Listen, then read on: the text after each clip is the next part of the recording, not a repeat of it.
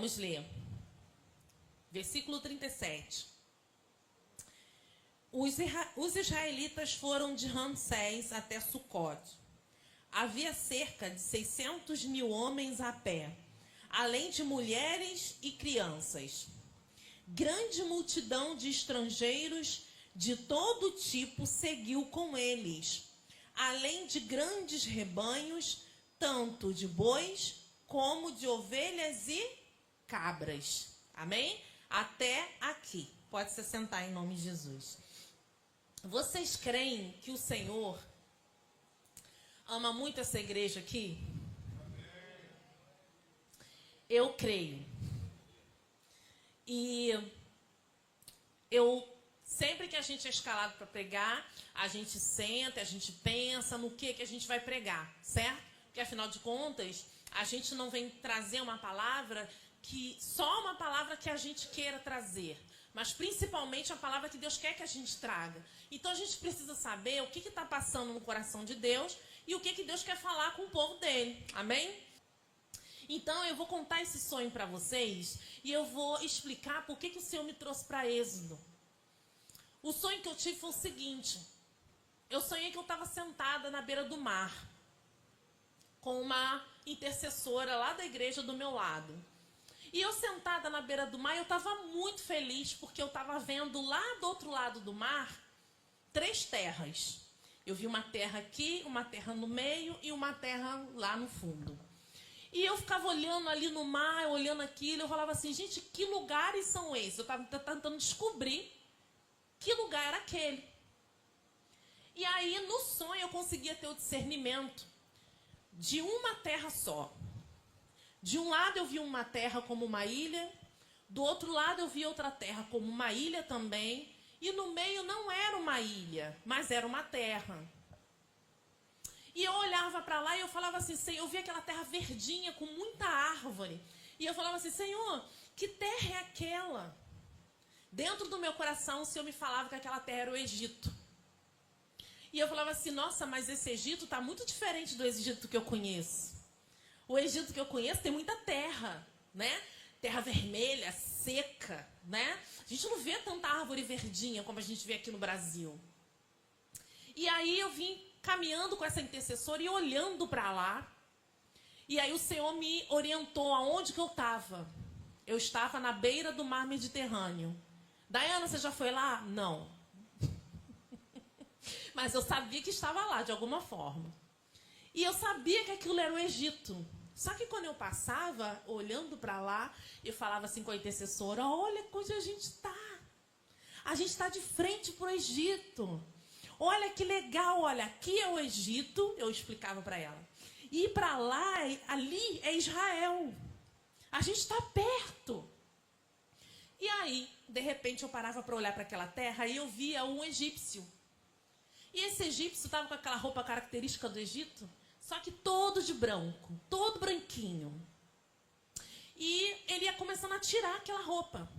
E aí eu não vi mais ele. Falei, ué, mas ele está tão bem vestido, por que ele está tirando a roupa? Eu não entendia. E de repente Deus falou para eu olhar de novo para aquela terra. E na frente daquela terra saltou na minha vista 1, 2, 3, 4 letras. E a letra que saltou na minha vista era Egon. Não sabia o que era Egon. E aí eu falei assim, Egon? O que é isso? E acordei. Obviamente, quando acordei, fui procurar o que era Egon. Porque eu nunca ouvi essa palavra na minha vida. E quando eu fui pesquisar, a palavra Egon significa pastor. E eu falei, Senhor, por que aquela palavra veio de lá, daquela terra para mim? Ainda fiquei sem entender. Mas fui procurar o Senhor para discernir o sonho, já que Ele queria que eu trouxesse essa palavra para cá. E aí, queridos, eu entendi tudo. Naquele sonho, o que o Senhor estava mostrando para mim era o seguinte. O Senhor estava mostrando para mim que naquela terra, Egito, a que eu vi no sonho, na verdade não era o Egito. Era um símbolo do Egito. Mas a terra já estava próspera, ela estava verde, né? Ela estava uma terra muito bonita. E o habitante daquela terra, ele estava bem vestido, ele estava de branco. E o que o Senhor quis me dizer com isso? O Senhor me trouxe nessa palavra aqui. Quando os israelitas, depois que passam todas as pragas do Egito, que eles veem todas aquelas maravilhas que Deus fez, né? Praga atrás de praga, toda aquela punição. E quando o faraó finalmente fala assim, tá bom, vai embora Moisés, você, seu povo, vai embora, carrega tudo, some daqui, porque eu não aguento mais isso, né? E aí Moisés pega o povo, todo aquele povo, e sai. Sendo que uma coisa muito interessante acontece. Quando Moisés sai com o povo, não sai só o povo de Israel. A própria Bíblia está dizendo aqui que muitos estrangeiros que moravam ali também acabaram indo atrás de Moisés e do povo de Israel. E depois de eles verem tantas coisas, né? Eles viram que de fato o Senhor era Deus e foram atrás do povo. Ah, nós queremos esse Deus também, vamos embora, a gente vai embora com vocês. E eles foram embora. Só, queridos, que aí tem uma grande coisa que acontece, né? A gente costuma dizer que o povo de Israel, quando ficou rodando no deserto, que o povo começou a fazer um monte de besteira, né? A Bíblia diz que o povo começou a murmurar, reclamar, né? Até começou a falar, poxa, quando a gente estava no Egito, poxa, era tão bom, né? Pô, lá a gente tinha carne, lá a gente tinha água, lá a gente tinha pão, né? Lá a gente tinha tudo. Só que eles esqueceram que lá eles eram escravos, né? Então, esse povo reclamava, murmurava. E a gente costuma dizer que os egípcios, que os judeus, na verdade, né? Eles saíram do Egito, mas o Egito não saiu deles. Não é verdade? Eles saíram do território, mas as práticas dos egípcios não saiu de dentro do povo. E aí o que eu quero dizer com isso? O que Deus me mostrou foi o seguinte, através daquele sonho, que nós somos esses egípcios. Nós. Por que nós? Porque outrora, inicialmente, nós não éramos o povo escolhido. Quem é o povo escolhido? É o povo de Israel, o povo de Deus. Da onde Abraão, Isaac, Jacó e por aí vai. Nós somos gentios. Só que, como Jesus veio para os seus e os seus o rejeitaram, abriu-se uma janela de oportunidade para quem? Para nós. Glória a Deus por isso. Amém? E a morte de Jesus veio nos restaurar, religar a gente com Deus. Que a morte de Jesus também fez o quê? Fez a gente voltar para o jardim que Adão perdeu, né? A morte de Jesus reconectou a gente, mesmo a gente gentio, com Deus. E nesse sonho, o que me chamou a atenção foi por que aquele egípcio estava tirando aquela veste branca. Falei, opa, veste branca? Pureza. Para a gente entrar no céu, as nossas vestes têm que estar o quê? Brancas, limpas, não é isso? E quando eu vi aquele egípcio tirar aquela roupa, o Senhor falou comigo que ele estava desistindo. Tirar as roupas brancas é desistir de ir para o céu. E eu falei assim, Jesus, é isso que nós estamos fazendo? Nós estamos desistindo? E o que o Senhor falou para mim, filha, vocês não estão só desistindo, vocês estão tentando misturar barro com ferro. Vocês estão tentando misturar o que não pode ser misturado. Hoje em dia, existe um evangelho onde você consegue equilibrar uma vida secular com uma vida santa. Só que não existe equilíbrio nisso. Ou a gente é, ou a gente não é. E esse povo que saiu atrás dos judeus, né, que pegou lá a vitória de Moisés e do povo e foi atrás, né? Um povo que não tinha nada a ver, que representa muito a gente, né? Esse povo vinha de um Egito que tinha uma cultura totalmente diferente da cultura dos judeus e provavelmente muito diferente da cultura deles mesmos. Quando Deus chama o homem para se aliar com ele, Deus traz o homem para o homem mudar. O homem, quando ele vem para Deus, ele vem para começar um processo, que é o que a gente tem de tema esse ano, que é a santificação. Então a gente vem, o Senhor tira a gente de um lamaçal, de um charco de lodo, não é verdade? Pega a gente, lava a gente, limpa a gente e ensina pra gente como é que se vive. Só que o que acontece? Eu sou de uma época, né? A irmã pastora Aline também, que a gente se converteu junto, né? Nós somos de uma época de quando a gente se convertia, a gente jogava tudo que não prestava fora. Primeira coisa que a gente fez quando se converteu, a gente quebrou os discos. Gente, na época era disco, tá? A gente quebrou os discos. Os poucos CDs que a gente tinha de música mundana, a gente jogou tudo fora, né? Os shortinhos foram todos rasgados. As camisetinhas todas rasgadas e queimadas. Livros, literatura, revista, qualquer coisa que não condizia com o caminho do Senhor, a gente jogou fora. Não, agora a gente é crente. E aí a gente já começou a prestar atenção no tipo de roupa que comprava, tipo de lugar que ia também, né? A gente já não entrava em qualquer lugar, já não botava qualquer roupa, já ficava preocupado se estava mostrando muito. Por quê? Porque a gente entendia, a gente veio de uma época que a gente entendia assim, fulano virou crente mesmo, mudou roupa, mudou sapato, mudou tudo. E hoje dá pra gente discernir quem é crente e quem não é? Então, é difícil. Só que não tem barganha. Esse povo aqui, que representa a gente, que foi atrás do povo de Israel, achou, de repente, alguns ali pensaram assim, quer saber, vou aproveitar que eles vão fugir, vou atrás, no meio do caminho eu me mando para minha terra. Outros não, outros de repente falaram assim, pô, esse povo aí, o Deus deles é, ó, quer saber, a partir de hoje vou morar com eles. Só que só viver no meio do povo não significa que você é o povo. Viver no meio do povo não significa que você faz parte daquele povo. Porque Deus, quando cria a nação de Israel, toda a cultura de Israel, tudo que Israel faz até hoje, vem direto do céu. Israel tem uma cultura própria. Então, a partir do momento que pessoas estrangeiras queriam casar com israelitas, homens tinham que ser circuncisados. Mulheres tinham que entrar ali, ó, na forma de como as mulheres israelitas eram.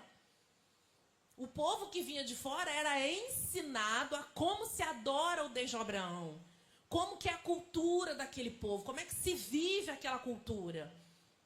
Ninguém que entrou em Israel, o pessoal falou assim, ah, você está vindo da onde? Ah, eu sou cuxita. Ah, que legal, né? Ah, pode adorar seu Deus aqui também, não tem problema não. A gente deixa. Não, não tinha isso. Entrou, quer entrar pra gente, quer morar com a gente, quer viver com a gente. Então, olha só, é assim que a gente vive.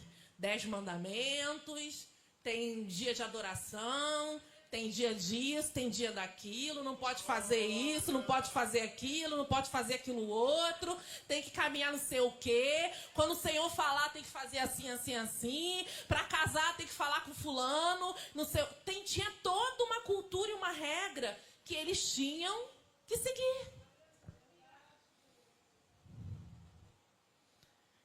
Só o benefício de sair do Egito... Se você queria só sair do Egito, como alguns eu acredito que fizeram, aí sou eu que acredito, a Bíblia não fala, aproveitou a carona, saiu junto com Moisés e o povo, e ali no meio do caminho, já, tchau, gente, obrigado, hein?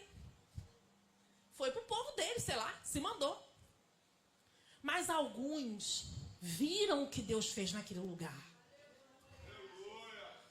Alguns viram a praga de moscas. Alguns viram o rio se tornar sangue.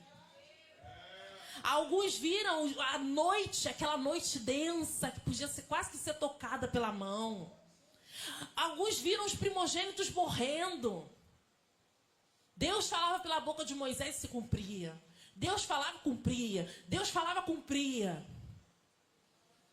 As pessoas viram, elas vivenciaram coisas sobrenaturais. Então decidiram, quer saber? O Deus deles é melhor do que o Deus do Egito, vou embora com eles. Só que não basta ir só junto com o povo de Deus, porque viu milagre. Não basta. É muito legal quando a gente vai atrás de alguém que a gente sabe que vive milagre. Mas isso não importa muito para Deus. O que Deus quer é mudança de vida. Você acredita que até hoje tem gente que acredita? Você já deve ter acontecido isso com vocês, não foi só comigo, não. De alguém que chega para você e fala assim, ora por mim lá, tá? Não esquece de orar por mim, não. Já aconteceu isso com você? Foi lá, tudo bem, tudo bom. Vai para onde? Vou para a igreja. Ora por mim lá, tá? Sabe por que a pessoa pede oração? Tem gente que acha que vai ser salvo por causa da sua oração, sabia? Não, tô bem, fulano tá orando por mim lá, eu tô bem. Ele acha que quando Jesus voltar, você vai fazer assim, fulano, vem! Não vai dar tempo nem para isso, que é isso. Nem de avisar. É um piscar de olhos. Então, a gente está vivendo numa época que é idêntica a essa época aqui. As pessoas veem milagre.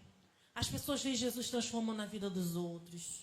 As pessoas veem gente que era um nada, Deus se transforma num homem, numa mulher de Deus.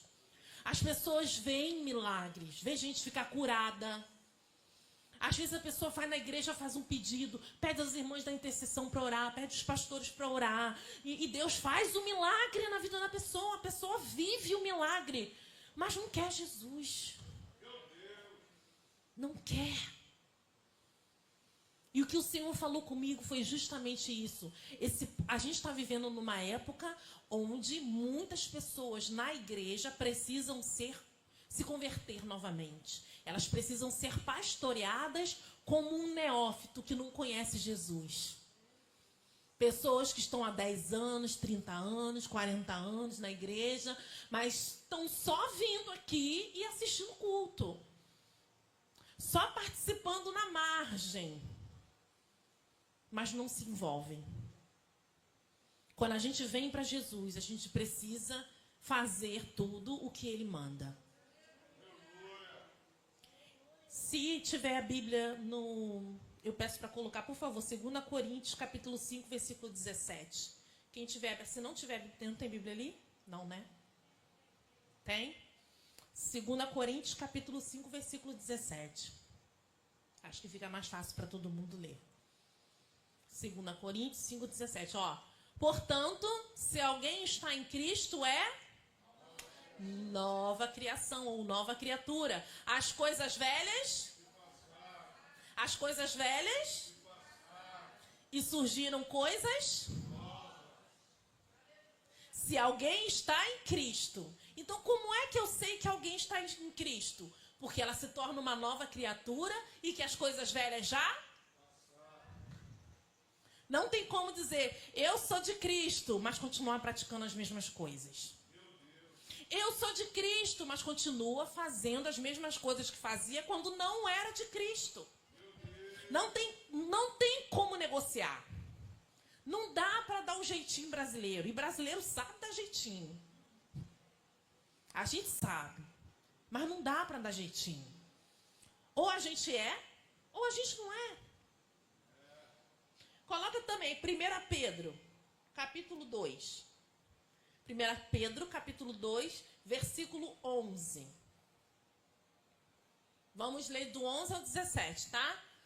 Amados, exorto-vos como a peregrinos estrangeiros a vos absterdes dos desejos carnais que combatem contra a alma. Quem são esses peregrinos estrangeiros? Nós, que não tínhamos direito de estar com Jesus, mas Jesus deu esse direito. Amém?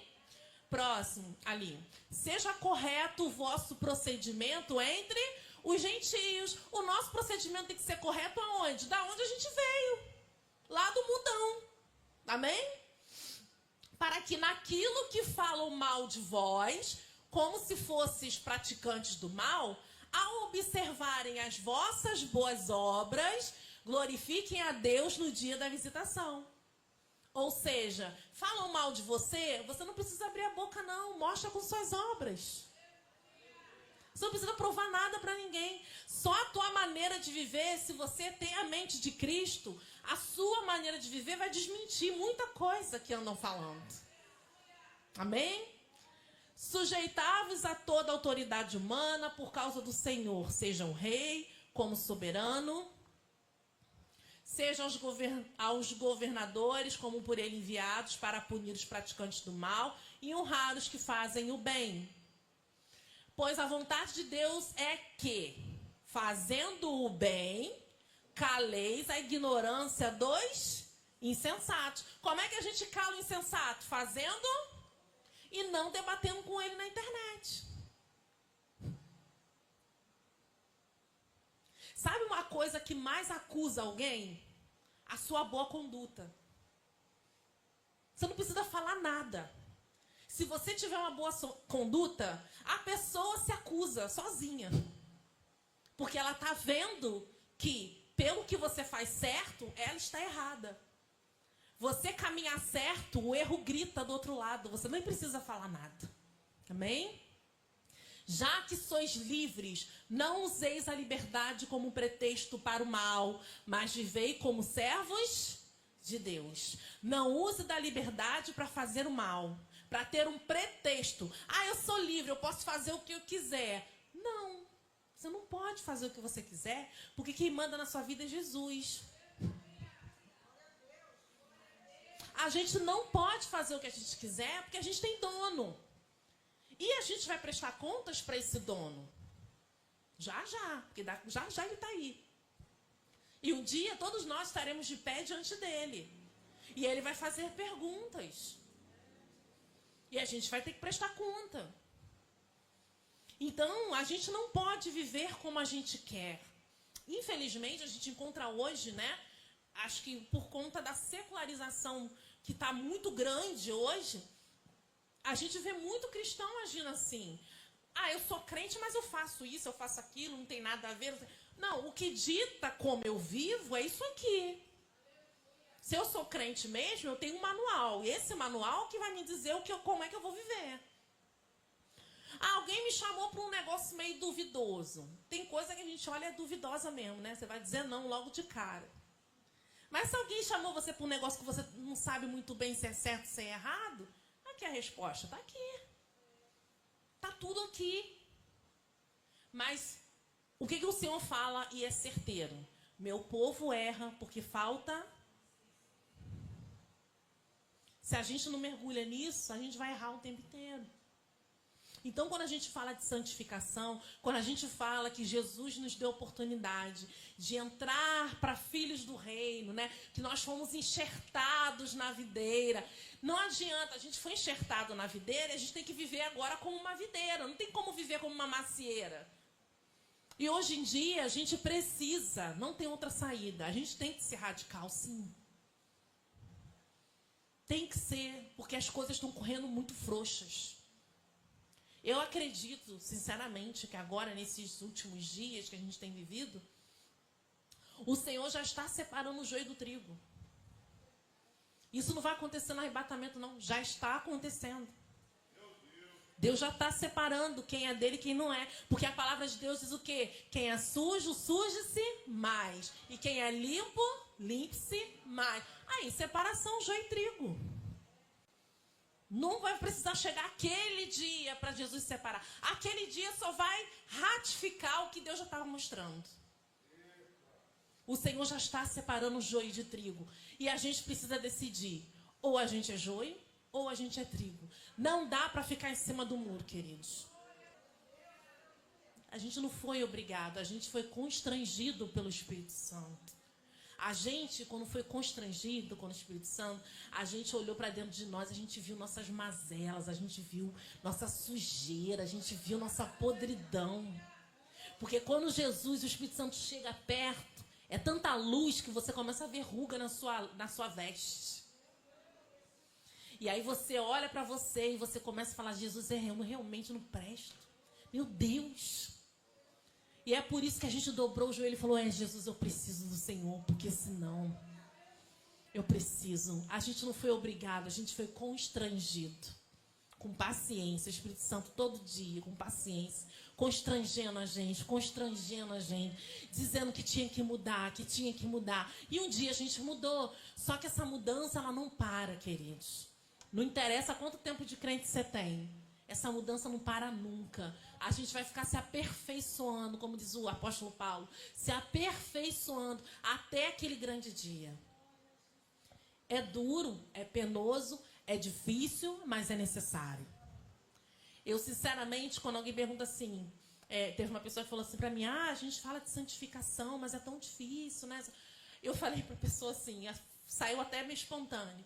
Falei assim, olha, eu acho que mais difícil vai ser ficar na grande tribulação. É melhor santificar. É melhor perder agora para ganhar depois. Do que ganhar agora para perder depois. Né? Porque aquele que não dá a vida, né? Se a gente não entregar a vida por amor a Cristo, tem gente que pensa assim, entregar a vida por amor de Cristo é entrar na frente de uma bala e levar um tiro. Não, entregar a vida é todo dia. É os nãos que a gente diz, é a cruz que a gente carrega todo dia. Isso é negar a própria vida. É isso que Jesus falou, negue-se a si mesmo, tome a sua cruz. Não existe evangelho fácil. Engraçado, né? A gente fala assim, não existe almoço grátis. Se alguém aparecer na rua te oferecendo uma coisa de graça, você não vai desconfiar? Vamos ali almoçar. Não tô com dinheiro. Não precisa de dinheiro, não. Vai de graça. Você vai falar assim, vou nada. Sei lá, chegou lá, a comida tá envenenada, a pessoa quer me roubar, quer me matar, sei lá o quê, não é verdade? Com o evangelho é a mesma forma. É graça, mas não é de graça. É graça porque a porta está aberta. Pode vir. Pode vir ladrão, prostituta, viciado. Pode vir qualquer um. Jesus está assim, ó, de braço aberto. Tem arrependimento? Quer mudar? Vem, meu filho. Pode vir. Vem como está. Mas não permaneça como está.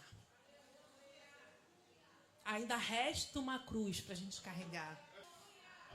Essa é a nossa música, queridos. Ainda existe um preço a pagar.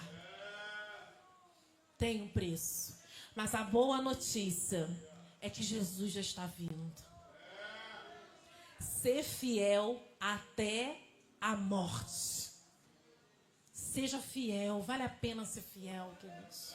E quando a gente decidir, sinceramente, andar nesse caminho da forma como deve ser, as pessoas que entrarem por essas portas vão poder sentir que realmente ali tem um povo que faz a diferença. Eles não falam que são crentes, eles são crentes de verdade. Porque ali as pessoas oram, ali as pessoas buscam a Deus, ali as pessoas, mais do que fazer coisas para Deus, elas se parecem com Deus. Elas têm a mente de Cristo, elas dão exemplo. E a gente está carente de... A gente está muito carente de irmãos hoje que sejam como Cristo. Que de fato seja sobre Cristo. Seja como Ele. Porque falar dele é fácil. Pegar um versículo e ler, fácil. Muito fácil. Abrir igreja, vir aqui cantar e cultuar, fácil. Ainda mais no nosso país. Fácil demais. Fácil demais. Mas viver como Cristo é difícil. Nem todos querem. Amém? E Deus vai nos ajudar. O Senhor vai nos ajudar nesse processo. Quando o Senhor, a palavra de Deus diz que um coração quebrantado e contrito, o Senhor não despreza. Ele não rejeita.